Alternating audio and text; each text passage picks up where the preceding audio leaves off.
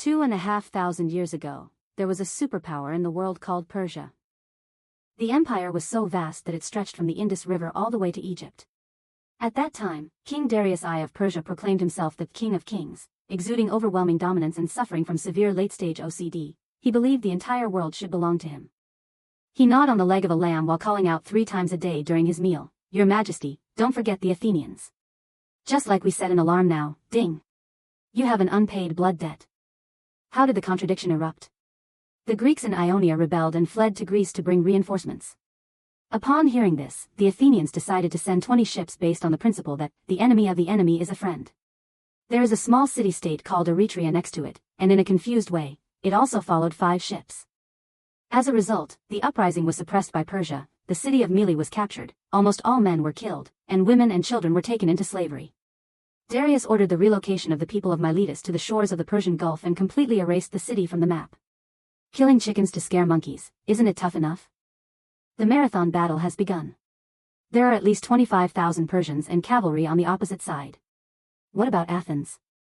We gathered 11,000 people, and neighboring Pallades also sponsored 1,000. The military strength is 1 minute and 2.5 seconds, which looks cool no matter how you look at it. But there is a general named Mattia in Athens. Where is this guy so powerful? He stayed in Persia when he was young and had a clear understanding of Persian tactics. He knew that Persians like to break through from the middle, so he came up with a bad trick, to form a pocket formation. He arranged the middle row thinly, with only 4 rows of people, and the 2 wings arranged thickly, with 8 rows.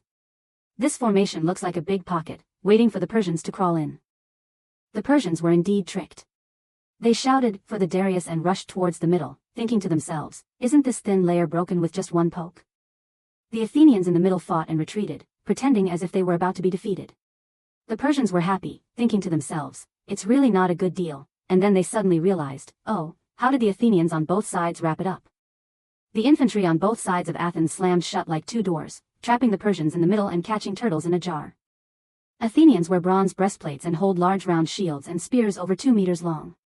Persians wear armor made of rattan and hold short spears. Think about it, what's the difference between this and adults hitting children? The rattan armor in front of the bronze is made of paper paste. As a result, the Persians abandoned over 6,000 bodies and fled back to the ship. Only 192 people died in Athens. This record, today's score is 99-1, which is not as exaggerated as Germany against Brazil on the football field. Then the fast-running Philippides ran all the way back to Athens from the marathon to report the news, 42 kilometers, ran to the square, shouted, "We won," and then lay on the ground, gasping for breath. This is the origin of marathon running. The marathon was over, and Delu's morale was high. He was preparing to gather a larger army for revenge, but he ended up hanging up. His son Xerxes I succeeded to the throne. This new boss is even crazier than his father and has a stronger sense of career ambition. As soon as he stepped on stage, he said, "What my dad couldn't do, I'll do it. I want to conquer Greece and make them kneel and call me dad." Xerxes spent 4 years preparing and built 2 floating bridges on the Hellespont Strait using warships. Each bridge was connected by more than 300 ships and covered with wooden boards for the army to pass by. This project, even today, deserves a Luban Award for its scale. As soon as the bridge was built, a storm swept through. Xerxes was so angry that he chopped off the official in charge of the project, and then, listen carefully, he ordered the soldiers to whip the seawater 300 times, and threw a pair of shackles down, scolding the seawater for not listening. Listen, what kind of brain circuit is this? Playing seawater? It's like stumbling on a stone while walking and then scolding the stone. Shweshisi's operation, I kneel down for you.